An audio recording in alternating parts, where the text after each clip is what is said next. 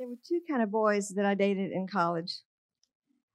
One type liked to eat cake for breakfast because he was always stoned, or they were always stoned. The other type was the fraternity boy. They were sneaking around getting stoned. But in the first 2 years of college, I dated the fraternity boys more because our college sort of fed into that. We were where the fraternity boys came to get dates.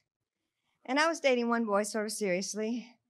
And until I learned more about him, he ended up owning and beginning something sort of like Doctor's Care, putting them all over the state. But it's not Doctor's Care, and you don't know who he is. One of the first things he asked me to do was not go to graduate school, so I could help work and put him through medical school. It was going down, let me tell you.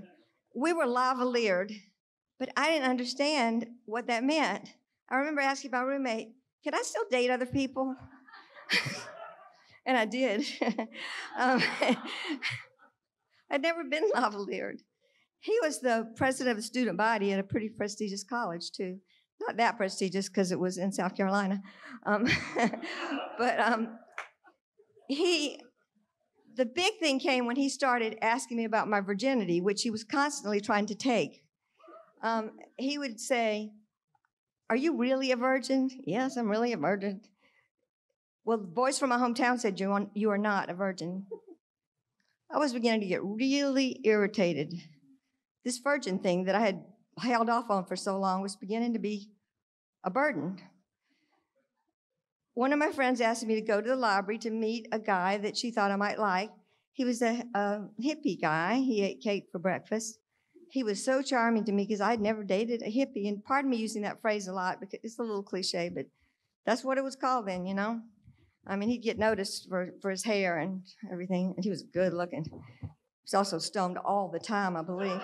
But I really liked him, and he never asked me about my virginity. I would go to his apartment. He didn't even hit on me that hard. He was too stoned again. But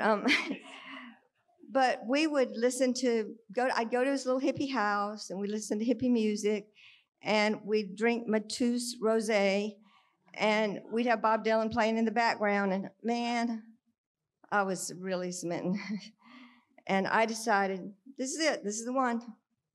He's going to be the guy. And I knew the night I went over there, even though he wasn't pushing me that hard, you know, I knew that was the night I was going to lose my precious virginity. Not that I don't think virginity can be important, but in this stage of my life, it wasn't working well. So I went over there with my intention, and, you know, Bob Dylan was singing Lay Lady Lay. And I mean, it was all staged. The candles were burning, so he must have known too. And so the candles were burning, and the wine, and the music, and then there was the sex. We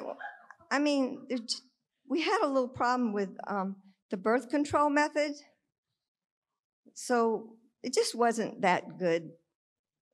But it didn't matter. I was still wildly in love with this hippie boy, and I went home that night, and I had this little basket that was popular. It was an open basket. It was popular in the 70s. And I went into a dorm room full of girls, and one of my best friends said, "What is that in your purse?"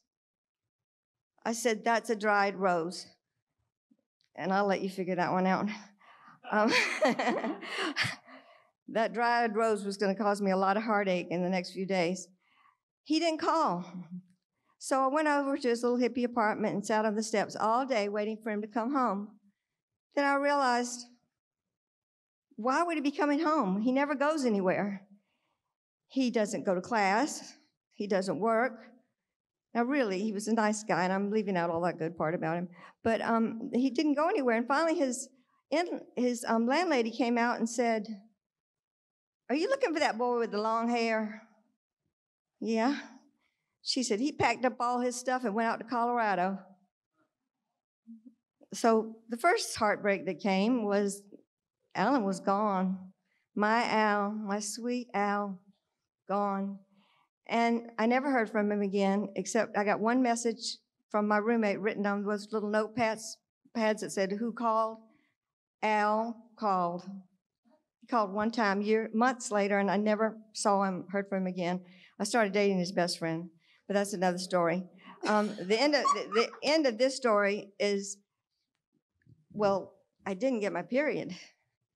And it was getting closer and closer to my birthday, and I was crying all the time, and my poor roommate was trying to make me happy. So she did that hall party thing that we all had on our birthdays, and she had a beautiful cake. I wasn't interested. But there it was, and there were all my friends, and my roommate was the only one who knew what was going on. So I'm trying to act happy, but I'm slumped over, and I'm just absolutely miserable. And a few days later, my period did come, and I wasn't pregnant. And I'm glad, because to think I had to give up all that, fraternity boys, hippies, pot, drinking, birthday cake, I'm just glad that I got through that time. And I never have like cake for breakfast. Thank you. One little thing. Those boys weren't that much different, because later that boy, Al, he asked my second boyfriend, that was his friend, he said, "I don't think she was really a virgin."